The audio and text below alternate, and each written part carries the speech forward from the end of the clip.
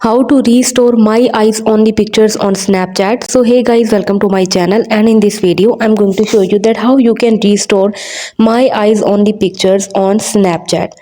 So open the Snapchat app, and to restore your my eyes only pictures on the Snapchat, you can have to follow some steps. Open the Snapchat and click on your profile icon in the top left corner of the screen.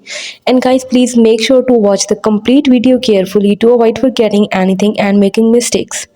Now click on the setting button, scroll down to find the support section, and here you found I need help. So you have to tap right here.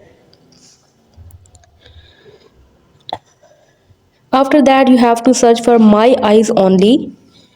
After that, you have to follow the instruction to recover the pictures. So guys, if you forget your my eyes only passcode and reset it, unfortunately you will lose everything currently saved to my eyes only. And it is important to note that if you reset your my eyes only password, all the photos saved in it will be permanently deleted, and there is no way to recover them. So hope you guys like my video, and please consider showing your support by commenting, liking, sharing and subscribing to my channel for more valuable content in the future.